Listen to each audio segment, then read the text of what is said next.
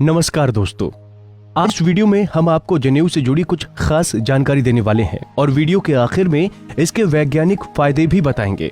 जनेऊ, जिसे संस्कृत में यज्ञोपवीत कहा जाता है, दिखने में तो ये साधारण सा 3 धागों वाला सूत से बना धागा होता है, लेकिन हिंदू धर्म में इसको 16 संस्कारों में से एक संस्कार माना जाता है, जिसे उपनयन संस्कार कहा जाता है।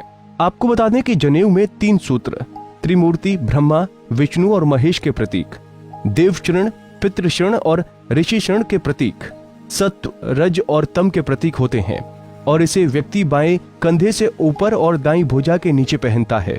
मतलब कि इसे गले में इस तरह डाला जाता है कि वो बाएं कंधे से ऊपर रहे। आपको जानकर हैरानी होगी कि जनेऊ के एक एक तार में 3-3 तार होते हैं, यानी कुल तारों की संख्या 9 होती है। इनमें 1 मुख, 2 नासिक और 2 आंख, 2 कान, मल और मूत्र के 2 मिलाकर कुल 9 होते हैं। इनका मतलब है हम मुख से अच्छा बोलें और खाएं, आंखों से अच्छा देखें और कानों से अच्छा सुनें। जनेऊ में 5 गांठ लगाई जाती हैं, जो ब्रह्म, धर्म, अधर्म, काम और मोक्ष का प्रतीक है। ये 5 यज्ञों, 5 ज्ञानेंद्रियों और 5 कर्मों के भी प्रतीक हैं। तो वहीं जनेऊ की लंबाई 96 अंगुल होती है, क्योंकि जनेऊ धारण करने वाले को 64 कलाओं और 32 विद्याओं को सीखने का प्रयास करना चाहिए।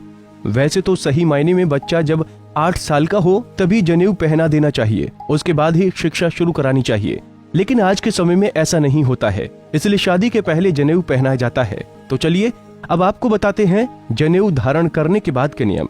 सबसे पहले तो मलमूत्र विसर्जन के दौरान जनेऊ को दाहिने कान पर चढ़ा लेना चाहिए और हाथ स्वच्छ करके ही उतारना चाहिए।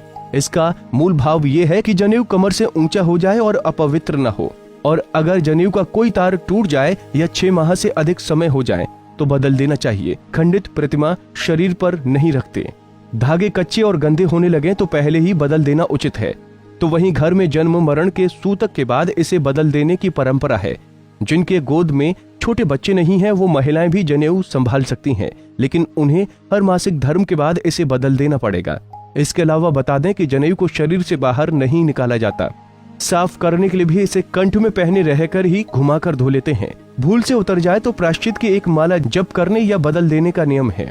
अब ये तो आप समझ ही गए होंगे धार्मिक दृष्टि से जनेऊ कितना फायदेमंद है, लेकिन हम आपको इसके सेहत से जुड़े फायदे भी बताने वाले हैं। जो लोग जनेऊ पहनते हैं और इससे जुड़े नियमों का पालन करते हैं, वो मलमूत्र त्याग करते वक्त अपना मुंह बंद रखते हैं। इसकी आदत पड़ जाने के बाद लोग बड़ी आसानी से गंदे स्थानों पर पाए जाने वाले जीवाणुओं और कीटाणुओं के प्रकोप से बच जाते हैं।